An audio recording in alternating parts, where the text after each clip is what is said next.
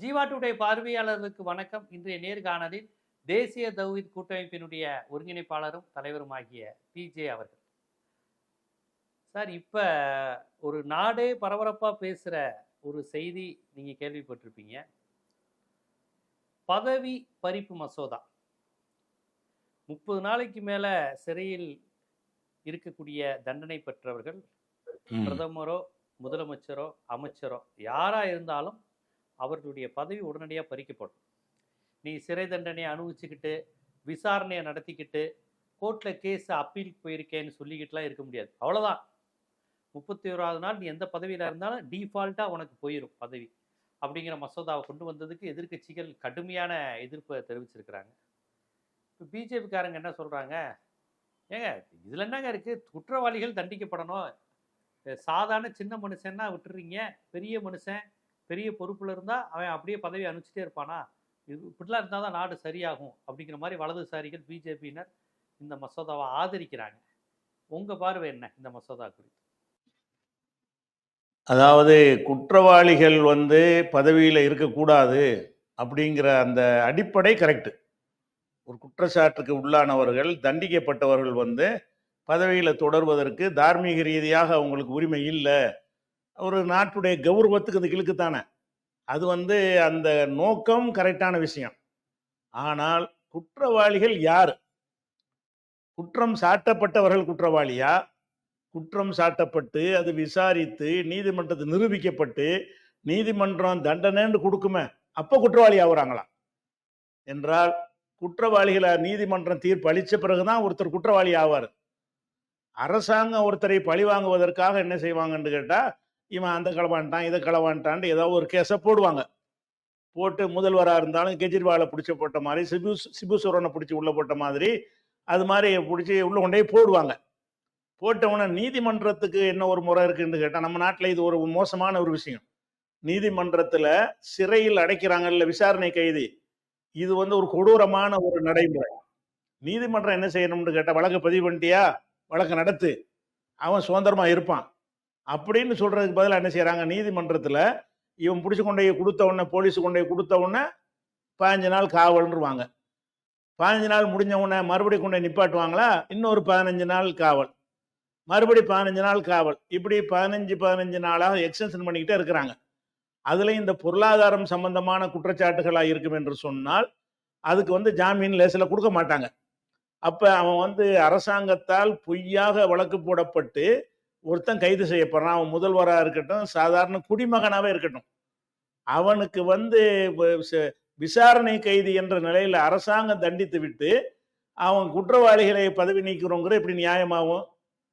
இந்த ஈடியில் போட்டதெல்லாம் அவ்வளோ பொய்ன்னு சொல்லி நீதிமன்றத்தில் பிடிச்சி வாங்குவோன்னு வாங்கியிருக்கிறாங்க. இந்த டாஸ்மாகில் போய் சோதனை பண்ணதுல எல்லாம் ஈடி அத்துமீறி தலையிட்டு இருக்கிறாங்க அப்படிங்கிறது இந்த பல வழக்குகளில் நீதிமன்றத்தால் குட்டுப்பட்ட ஒரு நிறுவனம். அது மத்திய அரசாங்கத்தினுடைய இன்னொரு கைப்பாவை, தேர்தல் கமிஷன் மாதிரி இன்னொரு கைப்பாவை தான் சிபிஐல இருந்து, இடியில இருந்து, இவங்க வருமான வரியில இருந்து எல்லாமே அப்படி ஒரு டிபார்ட்மெண்ட். அவங்க ஒருத்தனை பிடிச்சி நீதிமன்றத்தில் நிப்பாட்டி நீதிபதி விசாரணை பாதிக்க கூடாது என்பதற்காக சிறையில் வைக்க சொல்லுவார். எதுக்கு சிறையில் வைக்க சொல்றாருன்னு கேட்டா, சாட்சியை கழிச்சிருவாங்க அப்படி இப்படின்னு ஏதாவது காரணம் காட்டி இவரை 15 நாள் நீதிமன்ற காவலில் வைக்கிறோன்னு வைக்கிறாங்க. அப்ப 15 நாள் வச்சுட்டாங்கன்னு சொன்னாலேயே அவருக்கு பதவி போயிருங்கிறீங்க. அப்ப இந்த குற்றவாளின்னு தீர்ப்பளிக்கிறது அரசாங்கம் முடிவு எடுக்குதா, நீதிமன்றம் முடிவு எடுக்குதா? கவர்மெண்ட்ல முடிவு எடுக்கிறீங்க. நீங்க தானே அவனை குற்றவாளின்னு சுமத்தி இருக்கிறீங்க. குற்றம் சாட்டப்பட்ட யாரா இருந்தாலும் அந்த குற்றத்தை நிரூபிக்கிற வரைக்கும், நிரூபிக்கிறன்னா என்ன, நீதிமன்றத்தில் ஆதாரங்களை சமர்ப்பித்து இவர் தரப்பு வாதங்களை சொல்வதற்கு வாய்ப்பளித்து பலகட்ட விசாரணைகள் நடந்து முடிஞ்சு ஊழல் தான் நடந்திருக்கிறது, மோசடி நடந்திருக்கிறது, களவு நடந்திருக்கிறது அப்படின்னு எப்ப நீதிமன்றம் சொல்லுதோ அப்பதான் அவன் குற்றவாளி ஆகுறார். அப்படி ஒருத்தர் வந்தாரையானால் அவர் பதவியில தொடரக்கூடாதுன்னு சொன்னால் அது நம்ம மறுக்கவே முடியாது. ஆனா அதுக்கு சட்டம் ஏற்கனவே இருக்குது. அந்த மாதிரி இல்ல, சட்டப்படி குற்றம் நிரூபிக்கப்பட்டவர் பதவியில இருக்கக்கூடாதுன்னு ஏற்கனவே இருக்கின்ற சட்டங்கள்ல இருக்கு. இத ஒண்ணு பிஜேபி ராகுல பதவி பண்ணாங்க. ராகுல அவதூறு வழக்குன்னு இந்த மோடின்னு போட்டு அவதூறு வழக்கு போட்டாங்கல்ல, அவதூறு வழக்கு போட்டு அவசரமா விசாரிச்சு குற்றவாளின்னு தீர்ப்பளி 2 வருஷம் தண்டனையும் கொடுத்து விட்டு அதை காரணம் காட்டி எம்பி பதவியை நீக்கினாங்களா இல்லையா? அப்ப ஏற்கனவே உங்களுக்கு அந்த குற்றம் நிரூபிக்க நீதிமன்றத்தால் தீர்ப்பளிக்கப்பட்டுச்சுன்னு சொன்னா, அப்ப முதல்வரோ அமைச்சரோ தாராளமா நடவடிக்கை எடுக்கிறதுக்கு சட்டம் ஏற்கனவே இருக்குது. அப்ப அது வந்து நீதிமன்றத்தால் குற்றம் சுமத்தப்பட்டவங்களா ஆயிடுறாங்க. அப்ப நீதிமன்றத்தால் குற்றம் நிரூபிக்கப்பட்டவர்களுக்கு ஒரு இந்த மாதிரி தண்டனையை கொண்டு வருவார்களேயானால், அது முதல்ல தேவையில்லைங்கிறது முதல் விஷயம். அப்படியே நீங்க திருத்தமா, விளக்கமா நீங்க கொண்டு வந்தாலும், அப்ப கொண்டு வந்தா உங்களுடைய நோக்கம் ஊழலுக்கு எதிரா நிக்கிறீங்க அப்படின்னு நம்ம சொல்லலாம். ஆனால் இவங்க கொண்டு வர்றது என்னன்னு கேட்டா, நாங்க அரசாங்கம் யார பிடிக்கலையோ, அவங்கள என்ன செய்றாங்கன்னா, இப்ப தேர்தல்ல வந்து இப்போ நம்மள எவனும் வரக்கூடாதுங்கிறதுக்காக வேண்டி மிஷின்ல களவுகள பார்த்தாங்க. 2வது இந்த வாக்காளர்கள் அதிகமாக சேர்ப்பதன் மூலமாக எதிர்க்கட்சிகள் வரக்கூடாதுங்கிறதுக்கு வேலையை செய்யறாங்க. இதை மிஞ்சி ஒருத்தர் வந்துட்டாருன்னு சொன்னா, உன்னை பதவியில் இருக்க விட மாட்டேன். ஒரு கேஸ உடனே போட வேண்டியதானே. இந்த பீகார்ல வந்து நாளைக்கு தேர்தல் நடக்கிறது. தேஜஸ்வி வந்து ஜெயிச்சு அவர் முதல்வரா வந்துட்டாருன்னு வைங்க. என்ன செய்வாங்க, நம்ம பதவி பிரமாணம் எடுத்த அடுத்த நாள் அவர் கைது பண்ணுவாங்க. ஏதாவது லாலு பிரசாத் காலத்துல இருந்து உள்ள வழக்கெல்லாம் தோண்டி எடுத்து அவர் மேல போட்டு விட்டு கைது கூட பண்ண வேண்டியது இல்லையா. தடுப்பு காவல்ல வச்சாலும் கூட 30 நாளைக்கு அரசாங்கத்துல என்ன செய்வாங்கன்னு கேட்டா, சிலரை வெளியே விடக்கூடாதுங்கிறதுக்காக வேண்டி தடுப்பு காவலுக்கு வந்து குறிப்பிட்ட குற்றச்சாட்டு சொல்ல வேண்டிய தேவையில்லை. இவரை வெளியே விட்டால் நல்லது இல்லைன்னு சொல்லி தடுப்பு காவல்னு சொல்லி வைப்பாங்க. பிரிவென்டிவ் காஷ்மீர்ல காஷ்மீர்ல முன்னாள் முதலமைச்சர்களை வச்சிருந்தாங்களே, காஷ்மீர் அந்த சட்டத்துல கைது செய்யப்பட்டாலும் சரிதான். 30 நாள் ஆயிட்டாருன்னா அவர் பதவி போயிருமா. அப்ப எவனையா நீங்க தடுப்பு காவல்ங்கிறிய, அல்லது ஊழல் மாதிரியான வழக்குகள் மாத்திரம் இல்லாம வேற எந்த மாதிரியான ஒரு 5 வருஷம் தண்டனைக்கு உள்ள குற்றங்கள் 5 வருஷம் தண்டனை பெற்று தரக்கூடிய அளவிலான ஒரு குற்றம் சுமத்தப்பட்டு இருந்தால் அவர்களுக்கு 1 மாசம் வந்து அதுல வச்சாங்கன்னு சொன்னா அவங்கள பதவி போயிடும்னு இவங்க சொல்றாங்களே. இது வந்து எந்த ஒரு உலகத்துல இல்லாத ஒரு விஷயம். எதனால செய்யறாங்கன்னா, நீ வாக்காளர் போராட்டம் கிராட்டம் பண்ணி ஜெயிச்சு வந்துட்டா கூட உன்னை உட்கார வைப்பேன். நான் விரும்பினாதான் நீ முதலமைச்சராக இருக்க முடியும். அதுக்கு தான் இது. நீ என்னதான் நீ ஜெயிச்சுட்டு வந்தாலும் மக்களுடைய தீர்ப்புக்கு எந்த பைசா புண்ணிய மரியாதை கிடையாது எங்களுக்கு. நாங்க நினைச்சோம்னு சொன்னா ஒரு ஈடியை விட்டு ஒரு வழக்க போடுவோம். 30 நாளைக்கு பிறகு உன்னை வெளியேற்றிடுவோம். அப்ப மக்கள் ஓட்டு போட்ட மக்களை பூராமே வந்து அந்த உரிமையை பல வகையில வாக்கு சீட்டு மூலமா பறிச்சது போக இந்த வழியிலையும் பறிக்கிறாங்க. இது மக்கள் உரிமையை பறிக்கிற ஒரு விஷயம்தான். அப்ப ஜனநாயகமே இல்லாம ஒரு நான் நினைச்சதுதான் இருக்கணும். பிஜேபி காரணத்தை தவிர எவனும் ஆட்சியில் இருக்க முடியாது எந்த மாநிலத்திலையும். பிரதமரை சும்மா சேர்த்திருக்கிறாங்க, நம்ம மக்களை ஏமாத்திருக்க வேண்டிய பிரதமரை எவன் போய் கைது பண்ணுவான்? பிரதமர் சும்மா சேர்த்திருக்கிறாங்க, நம்மளை எல்லாரையும் முட்டா போய் நினைச்சுக்கிட்டு என்ன செய்யறாங்க, பிரதமர் முதல்வர் பிரதமருக்கு தானே சொல்லியிருக்கிறாங்க. பிரதமரை எவன் கைது பண்ணுவான்? எந்த அரசாங்கம் இது பண்ண? இடி தானே போய் பண்ணணும். இடி பிரதமரை பண்ணுமா? அவர் கண்ட்ரோல்ல இருக்கக்கூடிய சிபிஐயோ இடியோ வந்து பிரதமரை கைது பண்ணுமா? பிரதமருக்கும் நாங்க போட்டிருக்கிறோம் அப்படிங்கிறாங்க. பிரதமருக்கு தான் போட்டிருக்கோம். அப்ப இந்த தீர்மானம் வந்து தப்பி தவறி எதிர்க்கட்சிகள் ஆட்சிக்கு வந்து விடக்கூடாது என்பதற்காக, வந்து விட்டால் அதுக்கு யார் செல்வாக்கு மிக்க தலைவரா இருக்கிறாரோ அவரை கவுத்திடுறது. இப்ப கெஜ்ரிவாலை பிடிச்சி உள்ள போட்டாங்களா இல்லையா? முதல்வரா இருக்கும்போது போட்டாங்க. ஆனா அந்த முதல்வர் பதவியிலிருந்து அவங்க ஏற்கனவே அந்த நீக்கவும் செஞ்சாங்க. வேற ஒரு ஆள் தான் இருந்தார், ஜெயில இருந்துகிட்டு நிர்வாகம் பண்ண முடியாதுன்னு சொல்லி நீதிமன்றம் சொல்லி செஞ்சாங்க, இந்த சட்டம் இல்லாமையே.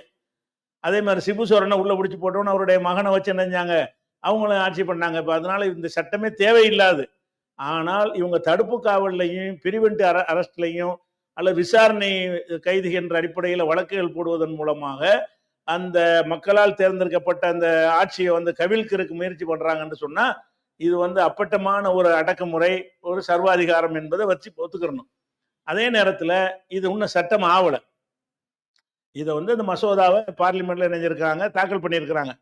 தாக்கல் பண்ண உடனே எடுத்த எடுப்புலையே வந்து எல்லாருமே எதிர்த்துட்டாங்க. எல்லா எதிர்கட்சிகளுமே எடுத்த எடுப்புலையே வந்து எதிர்த்துட்டாங்க.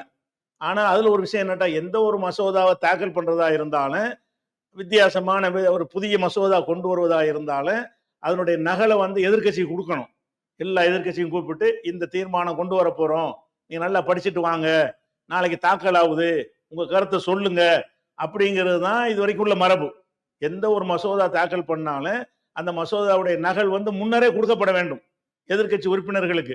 அப்ப எதிர்கட்சிகளுக்கு இது கொடுக்கவே இல்லை. இந்த மசோதாவை வந்து தாக்கல் பண்றாங்கல்ல, அப்பதான் தெரியுது பார்லிமெண்ட்டுக்கு. அப்ப அவருக்கு அமித்ஷாக்கு மட்டும் தான் தெரிஞ்சிருக்குது. அந்த மாதிரி அந்த மசோதா தாக்கல் பண்ணும்போது இவங்க எந்த பாயிண்ட வச்சு எதிர்ப்பாங்க? ஒன்றும் தெரியாது. அப்படி இருந்து எடுத்துட்டாங்க. எடுத்த எடுப்புனே பளிச்சுன்னு தெரியுது. எந்த ஆதாரம் காட்ட தேவையில்லை. நீ வந்து குற்றம் சாட்டப்பட்டவன் எப்படி குற்றவாளின்னு சொல்லுவ? குற்றத்தை அரசாங்கம் தானே சாட்டி இருக்கிறீங்க. குற்றம் சாட்டப்பட்டவன்லாம் நிரூபிக்கப்படாத வரைக்கும் எல்லாம் நிரபராதி தானே. ஒருத்தன் ஆமா ஆமா. நிரூபிக்கப்படலைன்னா நிரபராதி அவன். அப்ப குற்றம் சாட்டப்பட்டதுக்கு எப்படி செய்யலாம்? அக்யூஸ்ட்னு இல்ல அக்யூஸ்ட்னு சொன்னா அவன் ஒண்ணே குற்றவாளி கிடையாதுல்ல. குற்றவாளி அக்யூஸ் பண்ணிருக்காங்க அவ்வளவுதான். அது நிரூபிக்கப்படுற வரைக்கும் குற்றவாளி கிடையாதுல்ல. ஆமா. அப்ப குற்றம் சுமத்தப்பட்டவரை எப்படி நீ குற்றவாளி ஆக்குவேன்றத எல்லா எதிர்க்கட்சிகளும் கேட்டாங்க.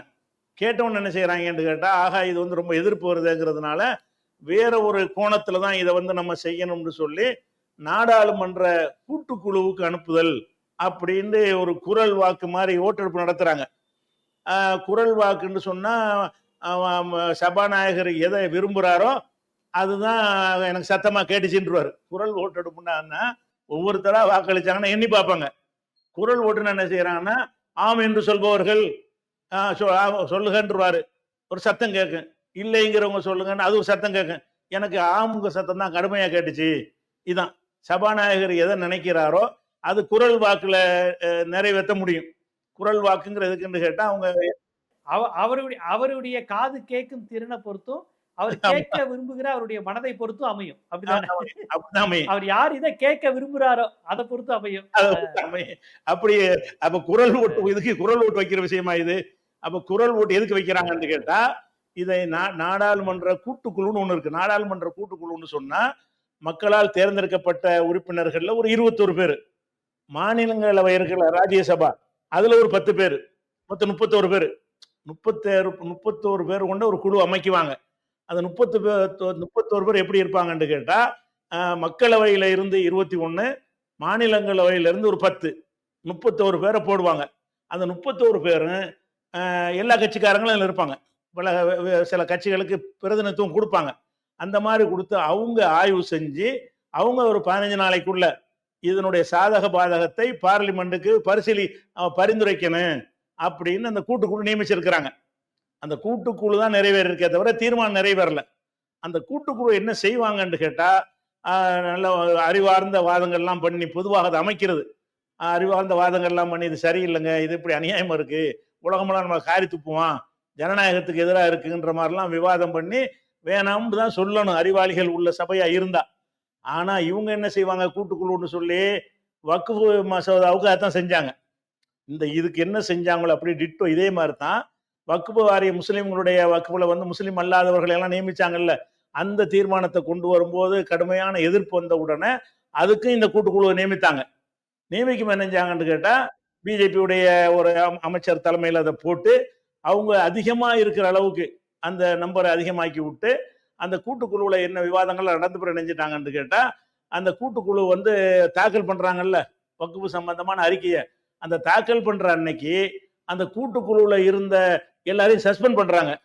திமுக உறுப்பினர்கள் அந்த சஸ்பெண்ட் பண்ணிட்டா என்ன ஆயிரும், நம்பர் குறைஞ்சு போயிடும். அவங்களுடைய அந்த பிஜேபி ஆளுக்கு மட்டும்தான் வந்து நிற்பாங்க. அந்த மாதிரி செஞ்சு என்ன செய்வாங்கன்னா அந்த தீர்மானத்தை ஜெயிக்க வைப்பாங்க. அது கூட்டுக்குழு என்பது வந்து இதை அவங்க என்ன விரும்புறாங்களோ அது வரப்போகுது. இந்த கூட்டுக்குழுங்கிறது அறிவார்ந்த முறையில் சிந்திச்சு மோடியவே கேள்வி கேட்கக்கூடியவர்களோ அல்ல அமித்ஷாவை கேள்வி கேட்கக்கூடியவர்களோ அறிவார்ந்த வாதம் வைக்கக்கூடியவர்களோ அங்க இருக்க மாட்டாங்க. பிஜேபி ஜால்ராக்கள் 31 பேர்ல வந்து ஒரு 18 பேர் பிஜேபிக்காரங்க வகைராக்கள் இருப்பாங்க. மீதி உள்ளவங்க 12 பேர் வந்து மற்ற எல்லா கட்சியும் சேர்ந்து இருப்பாங்க. மெஜாரிட்டி அவங்க தான். அந்த கூட்டுக்குழுவிலையும் மெஜாரிட்டி அவங்களுக்கு ஈஸியா வந்துடும். ராஜ்யசபாவில் மக்களவையில் மெஜாரிட்டி கிடைக்காம போயிருங்கிறது தான் இதை செய்யறாங்க. எதுக்கு பண்றாங்கன்னு கேட்டா, சந்திரபாபு நாயுடுக்கெல்லாம் இதை ஆதரிக்க முடியாது. ஏன்னா அவருக்கு கூட இதை கத்தி வைக்க முடியும்ல. ஆதரவா நிக்கிறாங்களே, நிதிஷ்குமாருக்கும் இது ஆபத்தா முடியும். அதே மாதிரி சந்திரபாபு நாயுடுக்கும் ஆபத்தா முடியும். அப்ப அவன் அந்த மாதிரி நினைக்கும் போது அவங்க இதை ஆதரிக்க மாட்டாங்கன்னு பிஜேபிக்கு சந்தேகம் வருது. அதுக்கு தான் கூட்டுக்குழுவை தள்ளி விட்டுருக்குறாங்க. கூட்டுக்குழு அறிக்கைன்னு சொல்லிட்டு அதை கூட்டுக்குழுல வந்து ஓகேன்னு சொல்லிட்டாங்க, மசோதா கரெக்டா தான் இருக்குன்னு சொல்லிட்டாங்கன்னு சொன்னா அதை என்ன செய்வார், சபாநாயகர் வந்து குரல் ஓட்டுல ஜெயிக்க வச்சிருவாரு. தீர்மானம் நிறைவேறிடுச்சின்னு என்ன செய்வாரு, அதை சொல்லி முடிச்சிருவாங்கன்னு வைங்களேன். சட்டமாகல. ஆனா சட்டம் ஆணிச்சுன்னு சொன்னா இதை விட ஒரு ஜனநாயகத்தை குழி தோண்டி புதைக்கிற ஒரு செயலை இருக்க முடியாது. அப்போ ஒரு அரசாங்கம் நினைச்சாங்கன்னா யாரை வேண்டாலும் மக்களால் தேர்ந்தெடுக்கப்பட்டவர்களை வந்து வீட்டுக்கு அனுப்பலாம் என்று இருப்பது வந்து சரியில்லை. அப்ப இந்த மாதிரி வந்து இந்த அமித்ஷாவே என்ன செஞ்சாருன்னா, அவரே பல வழக்குகள்ல பிடிச்சி உள்ள போட்டிருந்தாங்க. முன்னாடி கவர்மெண்ட்ல பிடிச்சி போட்டிருந்தாங்க. இப்ப காங்கிரஸ் கவர்மெண்ட்ல ஆமா ஆமா ஆமா. அவரே உள்ள போன ஆள் ஆ, தான். ஆ. அத கூட கேள்வி கேட்கறாங்க. நீனே உள்ள தானே பொய் வழக்கு போடத்தானே செஞ்சாங்கன்ற உடனே, நான் தான் ராஜினாமா பண்ணிட்டேன். அவராவெல்லாம் பண்ணல ராஜினாமா. பண்ண சொன்னாங்க நீதிமன்றத்துல. நீதிமன்றத்துல கடுமையான உத்தரவு போட்டதுனால என்ன செஞ்சாரு அவரு, பதவி விட்டு விலகினாரு. நான் தான் அந்த பொறுப்பு ராஜினாமா பண்ணிட்டேனேன்ற ஒரு பதில்லாம் இப்ப சொல்லியிருக்கிறாரு. என்னது சொன்னாலும் அமித்ஷா மேல போட்டுட்டு பொய்ன்னு தானே சொல்றீங்க உங்க கருத்துப்படி. அப்ப அவன் பொய் சொல்லுவான்னா நீங்க பொய் சொல்லலாம்ல. காங்கிரஸுக்காரன் உங்க மேல போட்டது பொய் வழக்குன்னு இப்ப வாதிடுவீர்களே ஆனால், அப்ப நீங்க எதிர்க்கட்சிகள் மேல போடுறது வந்து அதுவும் பொய் வழக்கா தானே இருக்கு. அது ஏன் இப்ப நீங்க அதை தீர்ப்பளிக்கக்கூடிய நீதிபதி அதிகாரத்தை நீங்க எதுக்கு எடுக்கிறீங்க?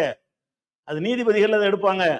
ஆனா இது வந்து கண்டிப்பாக இந்த தேர்தல் கமிஷன் இது பார்லிமெண்ட் நிறைவேறினால இது கோர்ட்டுக்கு போனா டிஸ்மிஸ் பண்ணிடுவாங்க கண்டிப்பா. நீதிமன்றத்துல மத்த எதுல வேண்டாலும் உங்களை வளைஞ்சு கொடுத்தாலும் நீதிமன்ற அதிகாரம் பறி போற விஷயத்துக்கு ஒத்துக்கிற மாட்டாங்க. இது நீதிமன்ற அதிகாரம் பறிக்கிற விஷயம். குற்றவாளி நான் சொல்லுவது நீ சொல்லுவியா? குற்றவாளி யாருன்னு சொல்லத்தானே நான் இருக்கிறேன். நீதிபதி என்ன ஆமா கேட்பாரு? ஆமா ஆமா. அதை சொல்வதும் எங்க வேலை. எங்க வேலையை இப்படி நீ எடுக்கிறன்னு கண்டிப்பாக மத்த மசோதாக்கள் மாதிரி எல்லாம் கூட இழுக்காது. இது என்னுடைய பார்வையில நீதிமன்ற அதிகாரத்துக்கு எப்போலாம் கேள்வி வருதோ துணை ஜனாதிபதியை லெப்டினன்ட் வாங்கினாங்க. நீதிபதிகள் வந்து துணை ஆமா. ஜனாதிபதி என்ன பதவி விலகி இருந்தார்ல, என்னமோ தங்கரா இரவால ஆமா ஆமா. அவர் என்ன தன்கர் தன்கர். இது மக்களால் தேர்ந்தெடுக்கப்பட்ட பார்லிமெண்ட் பெருசா நீதிமன்றம் பெருசான்னு ஒரு கேள்வி எழுப்பி விட்டார். அதை கடுமையான முறையில நீதிபதிகள் அதை வந்து ரியாக்ஷன் பண்ணாங்க. அதனால நீதிபதிகளுக்கு உள்ள ஒரு அதிகாரம் வந்து பறிக்கப்படும் என்று சொன்னால் அதை வந்து நீதிபதிகள் அந்த சட்டத்தை பொதுவாகவே கெட்ட சட்டங்களை ஏத்துக்க மாட்டாங்க. இந்த சட்டம் கண்டிப்பா வந்து செல்லாதுன்னு தான் சொல்லுவாங்க. ஏன் செல்லாதுன்னு சொல்லுவாங்கன்னு கேட்டா, இது ஃபண்டமெண்டல் அரசியல் சாசனத்துக்கு எதிரானது. அரசியல் சாசனமே என்ன சொல்லுதுன்னு கேட்டா, எந்த ஒரு குற்றம் சாட்டப்பட்டவனும் நிரூபிக்கப்படும் வரை நிரபராதின்னு இருக்கிறது. இந்த ஃபண்டமெண்டலுக்கு ஆமா, மாற்று சட்டம் நீ கொண்டு வர முடியாது. நீ 500 பேரும் சேர்ந்து கொண்டு வந்தாலும் சரிதான். பேசிக்கான சட்டம் நமக்கு இருக்கிறது. என்ன சட்டம்? உலகம் பூரா உள்ள சட்டம் இது. உலகத்துல எல்லா நாடுகளிலும் உள்ள சட்டம் என்னன்னு கேட்டா, குற்றம் சுமத்தப்பட்டவன் குற்றவாளி கிடையாது. நிரூபிக்கப்பட்ட பிறகுதான் குற்றவாளி. அப்படின்னு இருக்கும்போது அதுக்கு முன்னாடி வரைக்கும் அவன் நிரபராதி. குற்றம் செய்யாதவன் அது பெண்டிங்களோட வைக்க சொல்லல சட்டம். அவன் குற்றம் செய்யலன்னு சொல்லணுமா. குற்றம் சுமத்தப்பட்டவர்கள் நிரூபிக்கப்படாத வரைக்கும் அவன் நிரபராதி, அவன் செய்யலன்னு தான் சட்டத்தின் பார்வை. அப்ப சட்டத்தின் பார்வையில் அப்படி இருக்கும் பொழுது அந்த அரசியல் சாசனத்துடைய அந்த சட்டத்தின் பார்வையை குழி தோண்டி புதைக்கிற மாதிரி இவங்க வந்து குற்றம் சுமத்தப்பட்டவன் எல்லாம் குற்றவாளின்னு சொல்வார்களே. ஆனால் எப்படி நீதிமன்றம் ஒத்துக்கிறேன்? அரசியல் சாசனத்துக்கு மாற்றமான சட்டம் இயற்றுறதுக்கு பார்லிமெண்ட்டுக்கு அதிகாரம் கிடையாது. அரசியல் சாசனத்துக்கு உட்பட்டு தானே இந்தியா வந்து இந்து மத சார்புள்ள நாடுன்னு அவங்க அறிவிக்க முடியுமா? அரசியல் சாசனத்துக்கு மாத்தமா மெஜாரிட்டி இருந்தாலும் அறிவிக்க முடியாது. அப்ப அரசியல் சாசனத்துக்கு மாற்றமான ஒரு விஷயத்தை கொண்டு வருவதாக இருந்தால் இது நீதிமன்றத்திலே அடிபட்டு போயிடும். முதல்ல சட்டம் கொண்டு வரல, கொண்டு வர்றதுக்காகத்தான் கூட்டுக்குழு போட்டிருக்கிறாங்க. அப்படி கொண்டு வந்து இதை வகுப்புல செஞ்ச மாதிரி இதுலயும் கள்ள வேலை பார்த்து அந்த தீர்மானத்தை நிறைவேற்றினாலும் நீதிமன்றத்தால் அதுக்கு வந்து ரத்து செய்யப்படும். அப்படி ஒருவேளை படவில்லை என்று சொன்னால் இது நாட்டில் உள்ள எதிர்க்கட்சிகள் வந்து இந்த ஓட்டுக்கு போராடுறாங்கல்ல, ஓட்டு திருட்டுக்கு, இதை விட கடுமையான போராட்டம் முன்னெடுக்கணும். ஏன்னா எல்லாருடைய பதவியும் காத்தாடும். ஸ்டாலின் கூட முதலமைச்சராக இருக்க முடியாது. நினைச்சா 2 மாசம் உள்ள முடிச்சு போட்டா முடிஞ்சு வச்சு கதை.